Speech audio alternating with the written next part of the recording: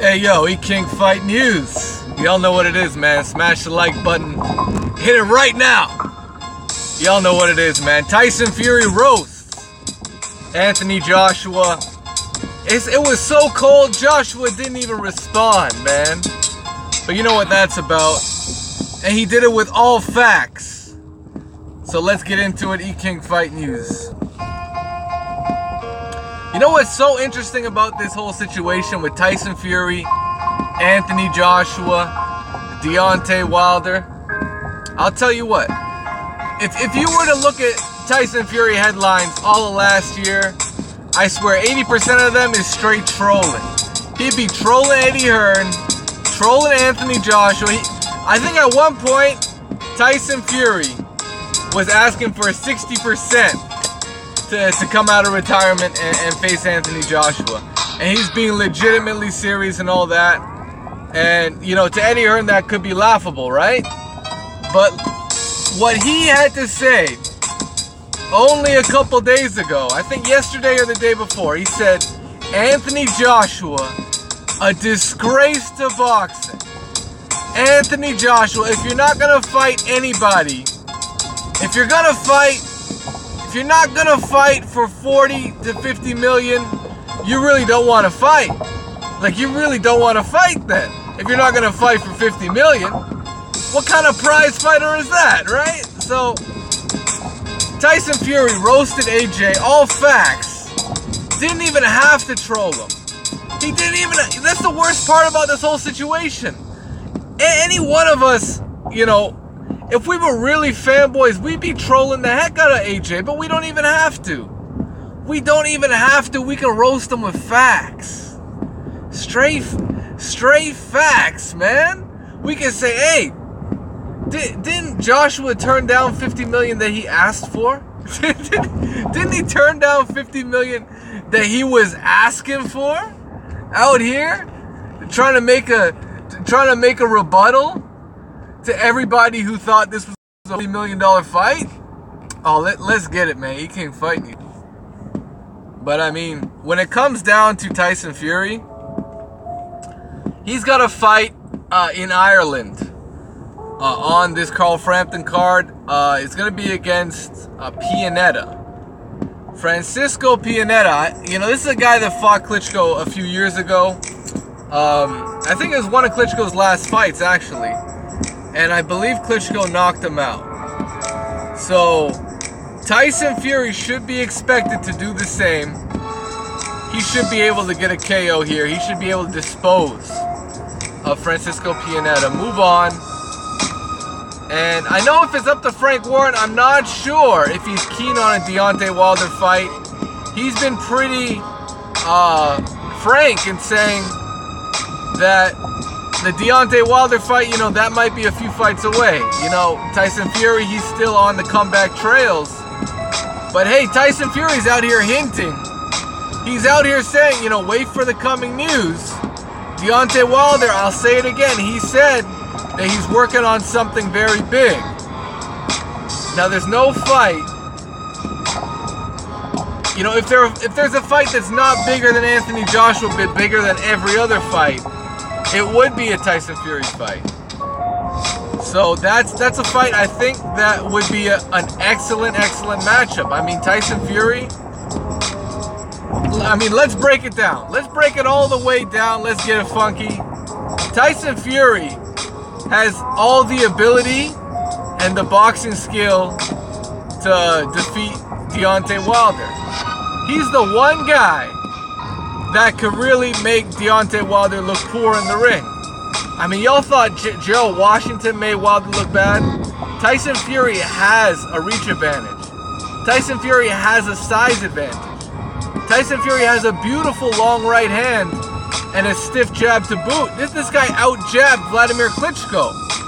That in and of itself is a very admirable quality. If you can out-jab Vladimir Klitschko, fucking Dr. Iron Fist or Dr. Steelhammer, whatever the fuck they call him, that's a big deal. Because Vladimir Klitschko has one of the more elite jabs I think he is one of the best jabs in heavyweight boxing history. This dude had a Punisher jab, man. This dude really had a solid fucking left hand that could dominate a fight. He could literally dominate a fight with one hand. You know. And if it wasn't for his chin, man, this dude, he would have been, you know, he would have been really one of the top heavyweights of all time if it wasn't for his chin. Unfortunately, he did take knockout losses to guys like Ross Purity, Lamont Brewster, Layman Brewster. Yeah, he got knocked down 4 times against Samuel Peter, escaped with the decision. You know, fair or not, I think he did enough to win a decision there, but it is what it is. And Tyson Fury, man, imagine if Tyson Fury even said himself, imagine if he went over to the States, beat up, if he were to beat a Deontay Wilder, you know, snatch that WBC title, reclaim the lineal, you know, that would really be a lineal, that would be a fight for the lineal championship. A Deontay Wilder Tyson Fury would be, you know, the undisputed lineal champion.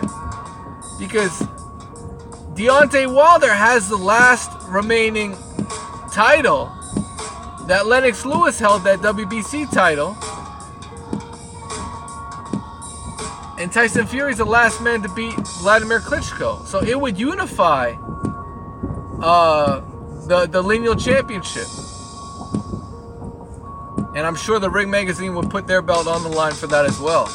In fact, the Ring Magazine had denied Anthony Joshua of getting their title when he squared off against Joseph Parker, because their panel of experts decided, you know what, Joseph Parker just isn't strong enough opposition to get that Ring Magazine belt. So, you know, that's just what it is, man. That's just what it is. Anthony Joshua, I mean, I hope he gets, to me, I hope he gets past Povetkin, because, you know, I want to see him fight Deontay Wilder at his peak, not coming off a loss. That would completely tarnish a Deontay Wilder fight. And don't come here and say, oh, the Wilder fight's always out there. No, it's not. It's not always out there. That is the mystique, you know. That's the premise of what makes this fight so big, is you have 2 undefeated prime fighters in the heavyweight division that could fight for, you know, the quote-unquote undisputed heavyweight championship of the world, unifying all the belts. I mean, it doesn't get any bigger than that. So that's really my issue. That's really my issue.